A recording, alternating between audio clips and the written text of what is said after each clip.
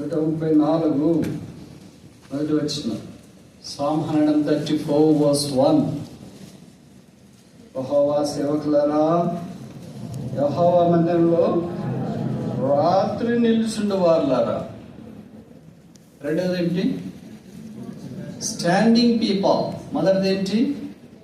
Going people, వెళ్ళేవాళ్ళు. రెండవది ఏంటి? ప్లాంటెడ్ పీపుల్, నాటబడిన వాళ్ళు. మూడవది ఏంటి? నిల్చుండేవాళ్ళు. నిల్చుండేవాళ్ళు అంటే అర్థం ఏంటి? Very stable, not fluctuating, not vacillating. Mood change, mood swings ఉండదు, ఎప్పుడు నిల్చుంటుంది. అందుకే ప్రకటనలో మనం చూస్తాం కదా, నమ్మకమైన వారిని జయించేవారు నా మందిరంలో ఏమవుతారంట తెలీదా మీకు? బైబిల్లో వాక్యం లేదా మీకు? చదవండి ప్రకటన గ్రంథం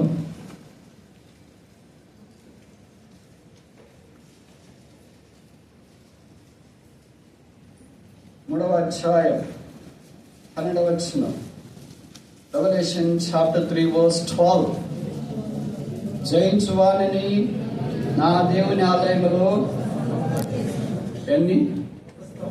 ఇప్పుడు చెప్పండి. మందిరంలో ఒక స్తంభం ఉంటుంది, ఎక్కువ స్తంభాలు ఉంటాయి. ఒకే స్తంభంతో ఎక్కడైనా కట్టిందని మీరు చూసారా? మరి ఇక్కడ ఒక స్తంభం అంటాడు. నేను ఆ మధ్యలో ఎఫ్ఎస్సి అంటే తెలుసు కదా మీకు, ఎఫ్ఎస్సి సంఘం. అదే ఒక సిటీ ఉంటుంది, టర్కీలో ఉంటుంది. 7 మైనర్ చర్చెస్ ఉన్నాయి కదా ఆసియాలో, ఎఫ్ఎస్ఎస్, మోనోపెర్గం, థియేటర్, ఇవన్నీ ఇప్పుడు టర్కీలోనే ఉన్నాయి. ఒకసారి టర్కీకి వెళ్ళినప్పుడు అక్కడ ఈ ఎఫ్ఎస్సి పట్టణానికి సైట్ సీయింగ్ కొరకు అక్కడ గైడ్ తీసుకెళ్ళాడు. చూస్తున్నాడు అని చాలా చేయించినాడు. దాంట్లో పౌలు బోధించిన ఆడిటోరియము, పౌలు నడిచిన మార్బుల్ ఫ్లోరింగ్, పాలరాతి రోడ్డు, తార్ రోడ్డు కాదు, కంకర్ రోడ్డు కాదు. మనం ఇప్పుడు అనుకుంటాం ఇప్పుడు చాలా సివిలైజేషన్ వచ్చింది, చూడండి చూడండి అని అనుకుంటాం. 2000 సంవత్సరాల క్రితమే రోడ్డును మార్బుల్తో వేసారు. మనం మార్బుల్ ఇంట్లో వేసుకుంటాం, వాళ్ళు రోడ్ల మీద వేసి. వాళ్ళు రిచ్చా, మనం రిచ్చా?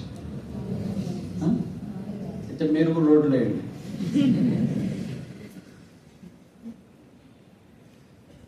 అక్కడ దయానా అని ఒక మేడం అంటారు, తెలుసు కదా మీకు? తెలుగులో ఏమంటారు? అత్తిమేయ మహాదేవి. తెలుగులో రాసిన మాటలు, నేను సొంతం చెప్పే మాటలు కాదు. అపొస్తల కార్యాల్లో మనం చూస్తాం, కేకలు వేసారు, అర్థమేయ మహాదేవి, అర్థమేయ మహాదేవి, అర్థమేయ మహాదేవి అని.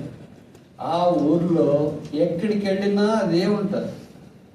కొన్ని ఊర్లు కొన్ని దేవాలయాలకు ప్రసిద్ధి అనుకో, దేనికైనా అదే పేరే పెట్టి ఉంటారు. బ్రాంతి షాపుకి కూడా అదే పేరు,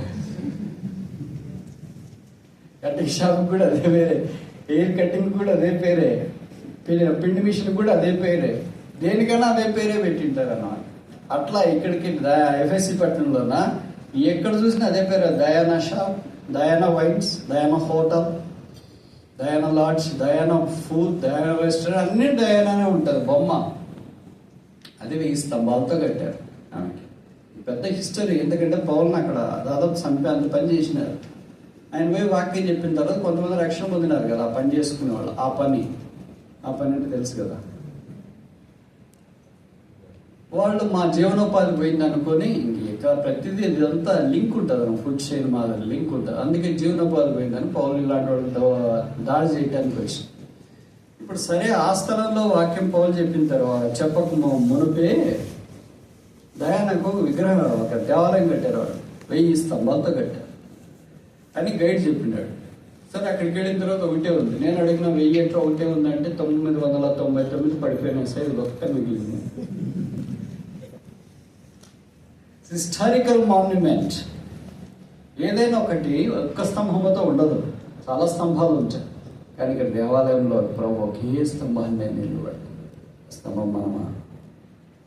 బిలీవర్స్ని చూస్తే వాళ్ళ స్తంభాలు. కొంతమంది మేము ఎక్కడైనా మందిరానికి పోతే సేవకులు చెప్తుంటారు, ఆ సిస్టర్స్ ప్రార్థనా స్తంభాలు, ఈ బ్రదర్స్ హెల్పింగ్ స్తంభాలు. నిజంగా అలాంటి స్తంభాలు ఉంటే ఎప్పుడతాకి ఎంత బాగుంది. స్తంభాలు వేరే, లెంటిల్స్ వేరే, తెలుసు కదా. స్తంభాలు అంటే నిటారుగా ఉంటాయి, లెంటిల్స్ అంటే అడ్డంగా, అట్లా అడ్డంగా ఉండదు. మనం ఆ టైపా ఈ టైపా? అలాగే చెప్తే ఒక ఏమన్నారంటే 2 టైపులు కాదు. ఏ టైపు? నిల్చుండే వాళ్ళు అంటే స్తంభాలు లాంటి వాళ్ళు. రాత్రి నిల్చుండే వాళ్ళు అంటే మామూలు రాత్రి అని కాదు. రాత్రి అంటే చీకటి, కష్టం.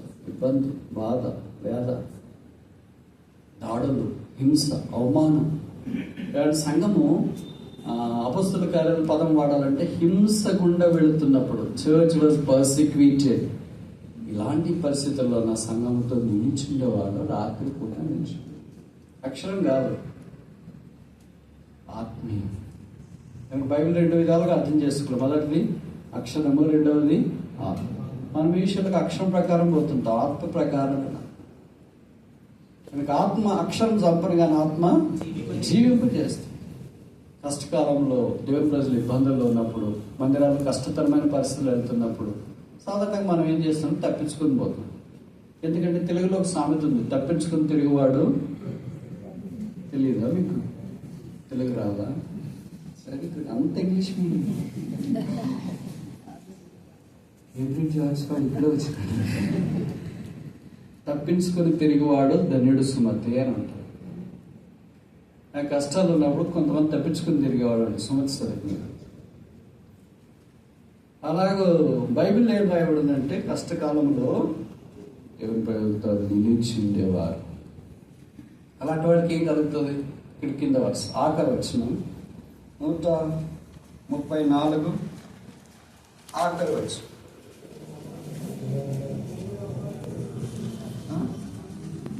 భూమి ఆకాశం సృజించిన సీయోనులో నుండి నిలిచిండే వారికి ఏమొస్తుంది? కొట్టుకొని పోయే వాడికి ఏమొస్తుంది?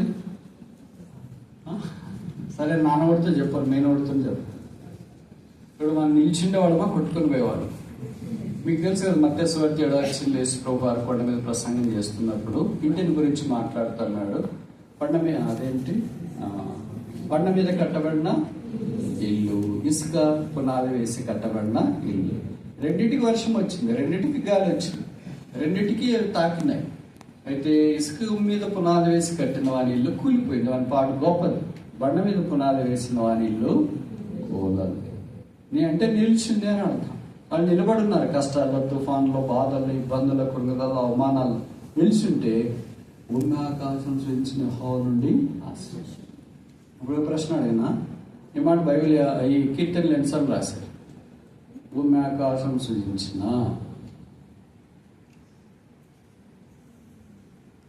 చెప్పరేంటి ఒకరి ముఖాలు ఒకరు చూస్తున్నారు. నేను యూనివర్సిటీలో పనిచేస్తా, ఎప్పుడైనా స్క్వాడ్గా అప్పుడు వెళ్ళేవాడు ప్రొఫెసర్ గారి ముందు. పిల్లలందరూ ఇలాగ ఎగ్జామ్ హాల్లో ఉంటే క్వశ్చన్ పేపర్ ఇచ్చిన వెంటనే ఇన్విజిలేటర్ ఒకరికొకరు చూసు.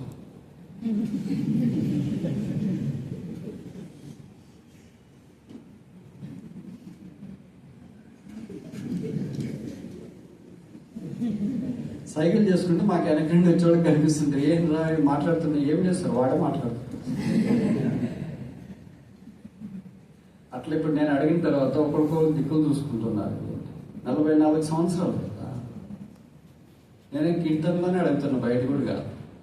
భూమి ఆకాశం సృజించిన మన ప్రభు పేరు విశేషంగా ఇది ఒకటి. ఆయనకి రకరకాల యెహోవా అని ఉంది. దాంట్లో ఒక యెహోవా ఏంటంటే హూ క్రియేటెడ్ హెవెన్. కనుక భూమి ఆకాశం సృజించిన యెహోవా. వీళ్ళు ఎతరా కీర్తనలు ఈ పాట పాడారు. మీకు తెలుసు కదా, మాట ఎక్కడ కనిపిస్తుంది? 121లో. మనకు సహాయం ఎక్కడి నుండి వస్తుంది? ఏ ఒక ఉత్తేహో కాదు, అక్కడ భూమి అక్కడ ఆరంభించబడింది, ఇక్కడ ముగించబడింది. కనుక యాత్ర కీర్తనలు ఏం జ్ఞాపకం చేస్తుందంటే, యాత్రలు వెళ్ళే మనుషుడు మనం సేవించే దేవుడు, మనం యాత్ర చేసే దేవుడు అలాంటి సన్నమన్న కాదు. ఎలాంటి వాడు? భూమిని ఆకాశములను సృజించు the creator of heaven and earth. ఆయన ఆశీర్వాదం. మొదట ఆరంభంలో ఏంటి? ఆయన సహాయం. చివరిలో ఏంటి? ఆయన ఆశీర్వాదం. Beginning we need help, at the end we need bless. ఇప్పుడు సహాయం కావాలన్నా ఆశీర్వాదం కావాలి? రెండు కావాలా? ఎవరికి? రెండు. నిలిచిన వారికి. ఇప్పుడు దాకా ఎన్ని విషయాలు చూసాం మందిరానికి సంబంధించి? మొదటిది ఏంటి? Goers of the house, going people, మందిరానికి వెళ్ళేవాళ్ళు. రెండవది ఏంటి?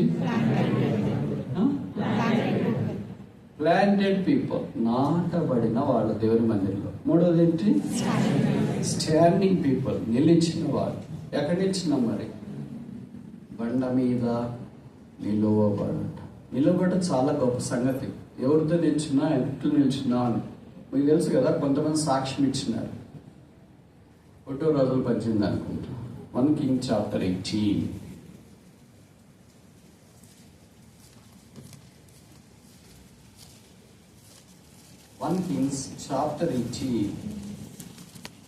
రాజుల మొదటి గ్రంథం 12వ అధ్యాయం.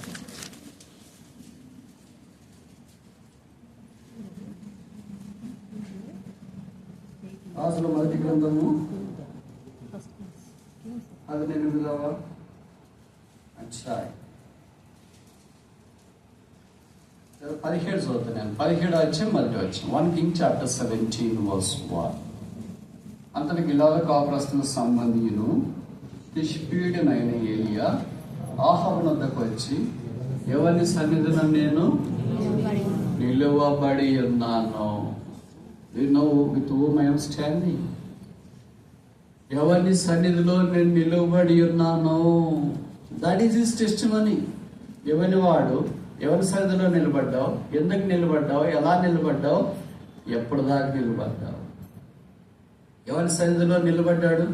యెహోవా జీవం కలిగిన వాని సన్నిధిలో నిలబడ్డాడు కనుక మిగతా వాళ్ళంతా పడిపోయారు. మనం పడిపోయాం కనుక సైతాన్ లేచి నిలబడ్డాడు. అదంటారా? మనం నిలబడితే వాడు పడిపోతాడు, మనం పడిపోతే వెళ్ళేసి నిలబడతాడు. ఇప్పుడు మనం నిలబడినామా, పడిపోయినామా? చెప్పినాను కదా శనివారం మా పద్ధతి. నిలబడదాం అంటే ఇలా ఎలాగ నిలబడ్డాడు? రాజు దగ్గరికి వెళ్ళి నిలబడ్డాడు. ఆహాబు దగ్గర చెప్పింది దారిముడి పోయే వాళ్ళ దగ్గర కాదు. సాక్షి మన మాదిరి యూట్యూబ్లో పెట్టి రికార్డ్ చేసి పోస్ట్ చేయలేదు. ఆహాబు దగ్గర చెప్తున్న మాటలు. ఎవరిని వాడను, ఎవరిని